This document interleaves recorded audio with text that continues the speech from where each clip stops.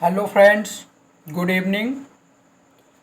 General knowledge most important question की next series के साथ हम फिर उपस्थित हुए हैं और अति महत्वपूर्ण प्रश्नों की श्रृंखला की ये नेक्स्ट वीडियो है। मित्रों, मैं हमेशा एक बात बोलता हूँ कि ये वो क्वेश्चन है जो एग्ज़ाम में कई बार पूछे जा चुके, तो प्लीज़ आप लोग बहुत ही ध्यान से वीडियो देखें और पूरी वीडियो देखें ताकि आप लोगों की, आप जिस भी एग्ज़ाम की तैयारी कर रहे हैं, चाहे वो स्टेट लेवल पीसीएस एग्ज़ाम हो या आपका एसएससी का एग्ज़ाम हो या आप पुलिस एग्ज़ाम की तैयारी कर रहे हैं, इंडियन आर्मी की तैयारी कर रहे हैं, तो आपके लिए ये वीडियो अति महत्वपूर्ण होने वाली है। तो शुरू करते हैं मित्रों। पहला क्वेश्चन है, किस देश से अलग होकर वर्ष 1971 में बांग्लादेश का निर्माण हुआ? Pakistan. Most important question. Computer भाषा में www का अर्थ क्या है? World wide web. Most important question. 1 kilobyte KB में कितने बाइट होते हैं? तो 1024 बाइट। ये इस टाइप के क्वेश्चन एग्जाम में अक्सर पूछे जाते हैं। नेक्स्ट, भारतीय राष्ट्रीय कांग्रेस के 1929 के ऐतिहासिक अधिवेशन की अध्यक्षता किसने की थी? तो ये की थी जवाहरलाल नेहरू जी ने। केंद्रीय असेंबली में बम फेंकने में भगत सिंह का इस साथी कौन था? तो बटुकेश्वर दत्त जी। मुस्लिम लीग ने भारत विभाजन की मांग सबसे पहले कब की थी? तो 1940 में। 1940 में सबसे पहले मुस्लिम लीग ने भारत विभाजन की मांग रखी थी। कॉमनवेल्थ पत्रिका का प्रकाशन किसने किया था? तो ये किया था एनी बेसेंट जी ने। किस एकमात्र भारतीय को अर्थशास्त्र में नोबेल पुरस्कार मिला? अमर्त्य सेन जी को। 1856 में विधवा पुनर्विवाह कानून किसके प्रयासों में बनाया गया? तो ये बनाया गया ईश्वर चंद्र विद्यासागर जी के प्रयासों से। नेक्स्ट क्वेश्चन, लॉर्ड कैनिंग ने नवंबर 1858 में कहाँ आयोजित दरबार में भारत में क्राउन के शासन की घोषणा की? तो इलाहाबाद में आयोजित दरबार में। नेक्स्ट क्वेश्चन,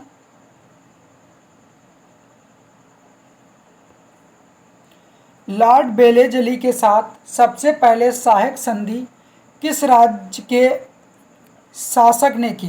तो हैदराबाद के निजामों ने। भारत की सर्वाधिक बड़ी जनजाति कौन सी है? तो गौड़ जनजाति भारत की सर्वाधिक बड़ी जनजाति है। भारतीय राष्ट्रीय कांग्रेस की प्रथम महिला अध्यक्ष कौन थी? एग्जाम में कई बार पूछा गया मित्रों, तो ये एनी बेसेंट जी। शहीद आजम के नाम से कौन जाने जाते हैं? तो शहीद आजम का नाम जब कोई लेता है तो अकस्मात ही हम लोगों की जो जीभ है, बाणी है, हमारा हृदय है, हमारा दिमाग है, तो एक ही छवि बनती है जो कि महान क्रांतिकारी भगत सिंह जी। तो शहीद आजम के नाम से कौन जाना जाता है? शहीद भगत सिंह जी। किस योजना के फलस्वरूप भारत का विभाजन हुआ था? तो माउंटबेटन योजना के फलस्वरूप भारत का विभाजन हुआ था। जनरल डायर जलियांवाला बाग हत्याकांड से जुड़े, जो जनरल डायर था, तो ये जलियांवाला बाग हत्याकांड से जुड़ा हुआ नाम है। इसी ने ही आदेश दिया था, जो लोग वहाँ इकट्ठे हुए थे, इसके आदेश के द्वारा ही उन पर गोली चलाई गई थी। तो ये जो है, इसकी हत्या किसने की थी? उधम सिंह जी ने। इसकी हत्या किसने की थी? उधम सिंह जी ने। विदेश में जाके गोली मार दी थी जनरल डायर को। इतने इतने महान क्रांतिकारी हमारे देश में थे। बंगाल विभाजन कब और किसके द्वारा किया गया? तो ये 1955 में गवर्नर लॉर्ड कर्जन के द्वारा किया गया। भारत में कुल कितने उच्च न्यायालय हैं? 24। प्रथम लोकसभा अध्यक्ष कौन था? जीबी मावलंकर। मित्रों, भारत में कितने उच्च न्यायालय हैं? 24 हैं। एक बार आप देख लेना।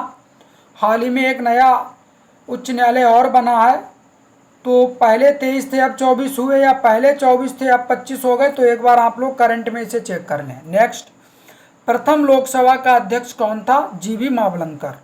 संविधान सभा का अस्थायी अध्यक्ष किसे चुना गया? सच्चिदानंद सिन्हा जी को संविधान सभा का अस्थायी अध्यक्ष चुना गया। और संविधान सभा का स्थायी अध्यक्ष किसे चुना गया था? डॉक्टर राजेंद्र प्रसाद जी को। कुचिपुड़ी नृत्य शैली मुख्यतः किस राज्य से संबंधित मानी जाती है? तो ये आंध्र प्रदेश राज्य से संबंधित मानी जाती है। मोहिनी अट्टम नृत्य शैली मुख्यतः किस राज्य से संबंधित मानी जाती है? तो ये केरल से संबंधित मानी जाती है। नेक्स्ट,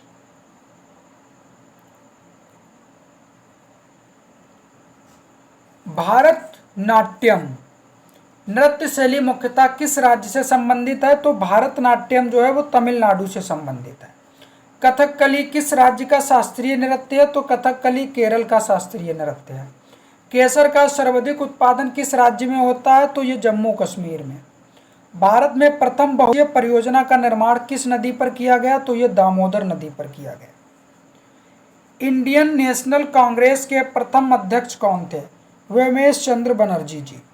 गांधी जी किसे अपना राजनीतिक गुरु मानते थे? तो गोपाल कृष्ण गोखले को गांधी जी अपना राजनीतिक गुरु मानते थे। अंतर्राष्ट्रीय शांति एवं सुरक्षा को बनाए रखने के लिए संयुक्त राष्ट्र संघ के किस अंग की है जिम्मेदारी? कौन से अंग की है? तो ये सुरक्षा परिषद की जिम्मेदारी है। किसकी जिम्मेदारी है? सुरक्षा परिषद की। नोबेल पुरस्कार पाने वाला पहला भारतीय नागरिक कौन था? तो ये थे रविंद्रनाथ टैगोर जी। इन्हें नोबेल पुरस्कार 1913 में मिला था। नेक्स्ट,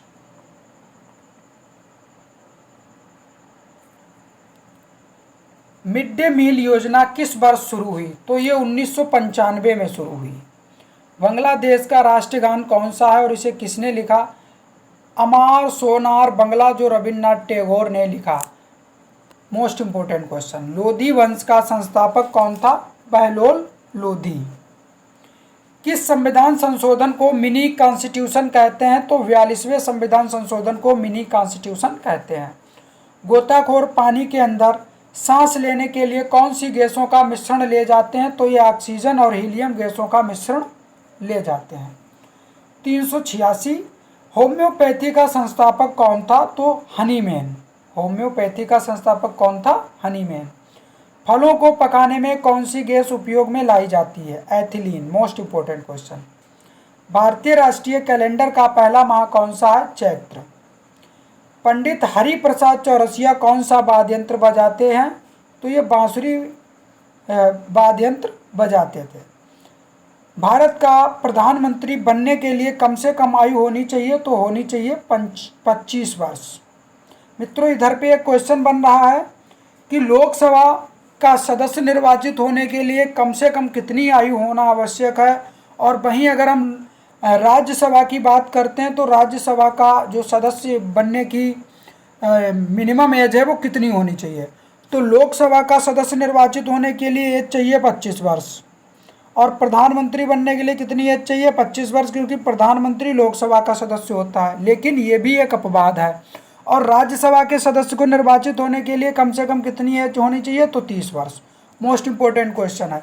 तो मित्रों, अभी तक जिन भाइयों ने हमारे चैनल को सब्सक्राइब नहीं किया तो प्लीज़ हमारे चैनल को सब्सक्राइब कर लें। ज़्यादा सब्सक्राइबर्स बढ़ेंगे, ज़्यादा व्यूज़ बढ़ेंगे तो मैं और ज़्यादा वीडियोज़ बनाऊँगा। अभी मैं क्या करता हूँ कि 2-3 दिन में एक वीडियो बना के अपलोड करता हूँ, या कभी कभी 2 अपलोड कर दिया, 3।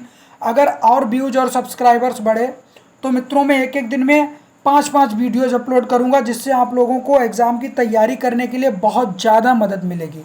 तो धन्यवाद मित्रों, हमारे चैनल को प्लीज़ सब्सक्राइब करें। नमस्कार।